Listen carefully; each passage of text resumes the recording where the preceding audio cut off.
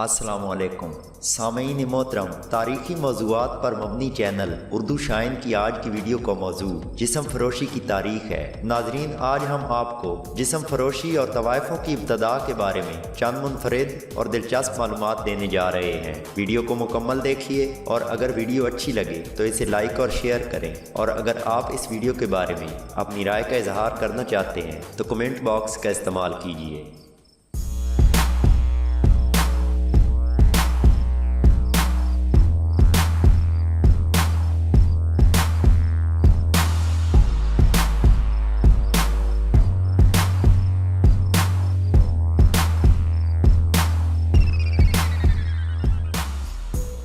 ناظرین، دنیا کی قدیم تاریخ پر نظر دوڑائیں تو ہمیں ظلم و بربریت کے علاوہ کچھ دکھائی نہیں دے گا۔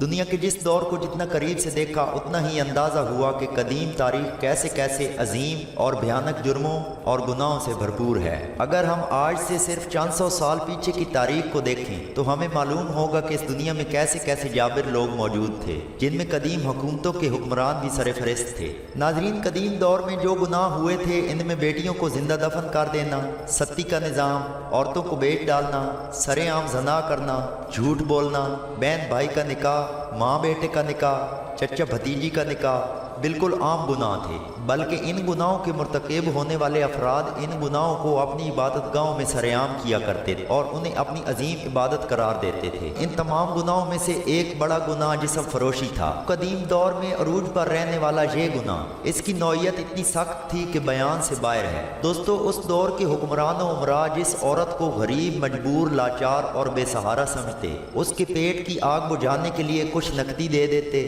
یا ان کی ضرورت پوری کر کے اس کے بدلے اپنی جنسی ہوس پوری کرتے، اور یہ عورتیں قدیم دور میں اس حد تک مجبور تھیں کہ جب حکمران و امراء اپنی جنسی ہوس کی آگ بجھا لیتے تو ان مجبور و بے بس عورتوں کو اپنے غلاموں کے حوالے کر دیتے اور چند روپوں کے عوض بار بار اپنی عزت اس قدیم دور کے ظالموں کے ہاتھوں لٹواتی رہی۔ ناظرین، اس شیطانی ہوس پرستی کی ابتدا کہاں سے ہوئی، اس کے متعلق مکمل وثوق کے ساتھ کچھ نہیں کہا جا سکتا، کیونکہ اس کے متعلق تحقیق کرنے والوں نے جو ریکارڈ پیش کیا وہ بہت زیادہ الٹ قوائف رکھتا ہے۔ بعض محققین اس پیشہ کو قدیم عبادت گاہوں کے رسم و رواج کے ساتھ جوڑتے رہے اور رفتہ رفتہ اپنی تحقیق کو آگے بڑھاتے ہوئے اپنی حد تک منطقی نتیجہ نکالنے کی کوشش کرتے رہے، لیکن بعض تحقیقات سے واضح ہوتا ہے کہ اس نوعیت کی تحقیق کرنے والوں کا اصل مقصد کسی خاص مذہب یا قوم کے خلاف مواد اکٹھا کرنا تھا۔ مختلف حقائق سے یہ بات سامنے آئی ہے کہ حکیم سولن وہ پہلا شخص تھا جس نے خانہ بخانہ پہلا چکلا قائم کیا۔ دوستو، یونان میں جب حکیم سولن نے دنیا کا پہلا چکلا قائم کیا تو اس وقت یونانیوں پر بھی گہرا جنسی غلبہ چھایا ہوا تھا۔ جب حکمران طبقوں نے دیکھا کہ عصمت فروشی ایک منافع بخش کاروبار بن گیا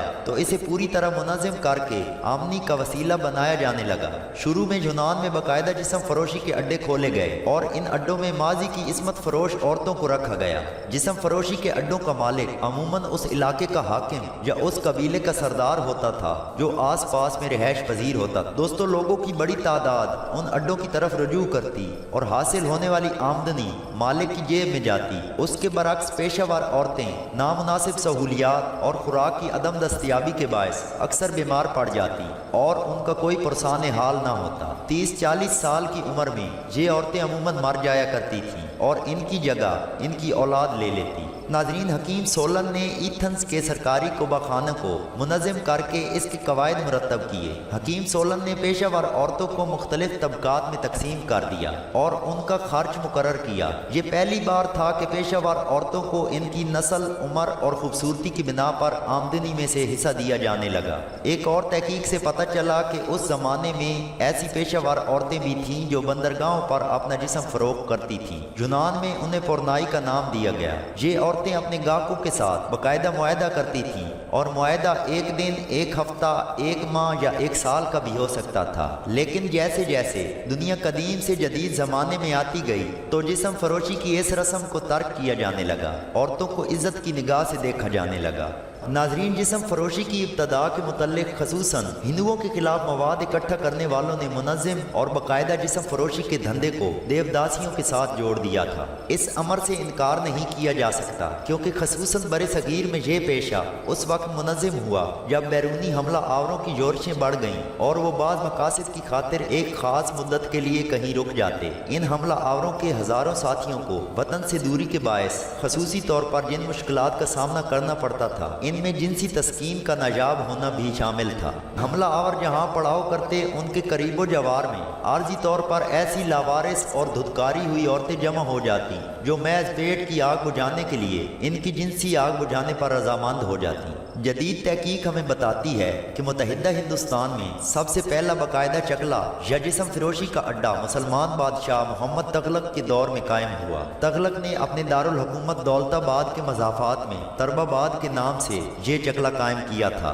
नाजरीन, जब चार्ल्स नेपियर ने सिंध फतह किया तो उस वक्त कराची में जनाना जिस्म फरोशी के अड्डों के अलावा 30 अड्डे इस्मत फरोश लड़कों के भी थे। जिस्म फरोशी के हवाले से मुगल बादशाह जलालुद्दीन अकबर ने आगरा में फतेहपुर सिकरी के मकाम पर रंडियों के लिए एक वसी इलाका शैतानपुरा के नाम से आबाद किया। इसी तरह दिल्ली में चांदनी चौक और कल्ला मोहल्ला से मुल्हिक चावड़ी बाजार था। उस इलाके में दरबारी तवाइफों का एक हजूम रिहाइश पजीर रहता और खसूसन दोशीज़ा की तादाद ज्यादा होती थी। नाजरीन, जिस्म फरोशी के मुतल्लिक ये कहा जाता है कि कदीम ज़माने में हिंदुस्तान में रंडियों और कैदी औरतों के माथे पर टिक्का लगाया जाता था और उस टिक्के की शक्ल औरत की शर्मगाह से मुतमासिल बनाई जाती थी, जिसका मकसद एक किस्म की तहकीर और समाजी सतह पर शनाख्त था। दोस्तों, कदीम तमद्दन पर तहकीक करने वाले इस बात से मुकम्मल तौर पर मुतफिक हैं कि जिस्म फरोशी का धंधा मजहब के जेर साया परवान चढ़ा। इब्तदा में शादीशुदा औरतों की निस्बत जिस्म फरोशी और धंधा करने वाली औरतों को ज्यादा काबिल एहतराम और मुअज़्ज़ज़ समझा जाता था। इसकी बड़ी वजह यह थी कि ये औरतें इबादतगाहों में ये अमूर सरअंजाम देती थीं और जब बड़े बड़े हुक्मरान और अफसरान इबादत की घर से इबादतगाह में आते तो इनके आराम के लिए इनको ये औरतें मुहैया की जाती थीं जो अपनी इस्मत पेश करके इन रईसाओं की जिनसी लज़्ज़त पूरी करती थीं। पूरी कदीम तारीख इस तरह के वाक़यात से अटी पड़ी है जिनमें मजहब के नाम पर औरतों का जिनसी तौर पर इस्तेमाल किया जाता रहा। कदीम यूनान में अफ्रोडाइटी के माबदों में मुकद्दस कस्बियाँ पुजारियों और यात्रियों की जिनसी प्यास बुझाती रही और कदीम हिंदुस्तान में सैकड़ों देवदासियाँ क़याम पजीर रहती थीं जिन्हें गाने बजाने और नाचने की तालीम दी जाती थी। नाजरीन, एक अंग्रेज सहाफ़ी ब्योरले नेकलसन जो आज से करीबन 100 साल पहले हिंदुस्तान में सियाहत के लिए आया था, वो बयान करता है कि मुझे वहाँ के रस्म व रवाज और ख़ास तौर पर सेक्सुअल रिलेशन के लिए बनाए गए तरीके बहुत ही पसंद आए, जिसकी वजह से मैंने काफ़ी अरसा तक हिंदुस्तान में रहने का फैसला किया था। दोस्तों, हिंदुस्तान के मारूफ मुहक्किक जनाब डी कोसंबी लिखते हैं कि हिंदुस्तान के मज़हब और सकाफ़त में ऐसी लातादाद चीज़ें शामिल कर दी गई हैं जो किसी मज़हब में शामिल नहीं, लेकिन सिर्फ़ और सिर्फ वहाँ के हुक्मरानों, पंडितों और पुजारियों ने अपनी जिनसी ख्वाहिशों के पेश नज़र इन चीज़ों को मज़हब के नाम पर इस्तेमाल करना शुरू कर दिया। नाज़रीन, कदीम ज़माने से हमें ये बात वाज़ह होती है कि दुनिया के किसी मुल्क में जिस्म फरोशी को मामूली नहीं समझा जाता था, बल्कि हर मुल्क इसको एक मुकद्दस पेशा समझता था। जिस तरह कदीम ज़माने की तहकीक पर नज़रसानी करते हुए ये बात वाज़ह होती है कि सिकंदर आज़म ने अपनी मंजूर नज़र पेशावर औरत ताइस के उकसाने पर ईरानियों का अज़ीमुश्शान शहर अस्तखर आग लगाकर राख कर दिया। अलगर्ज ये कि तमाम मुअज़्ज़िब मुल्कों में तवाइफ को समाजी एतबार से एक खारिज ज़दा कुतिया तस्वर किया जाता है।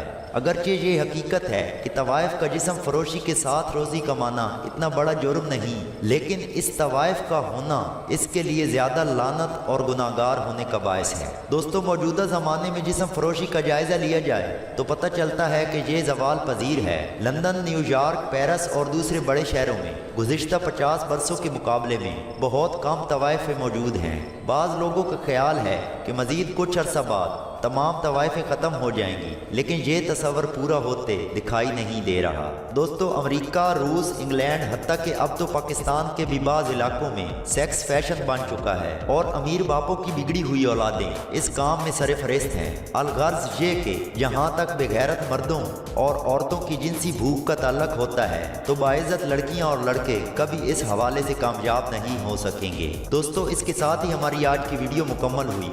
امید کرتے ہیں ہماری ویڈیو آپ کو پسند آئی ہوگی۔ اگر ویڈیو اچھی لگی ہو تو ہمارے چینل کو سبسکرائب کریں اور بیل آئیکن کو لازمی دبائیں تاکہ آنے والی نئی اچھی ویڈیوز سب سے پہلے آپ تک پہنچ سکیں۔ ویڈیو دیکھنے کا شکریہ۔ اللہ حافظ۔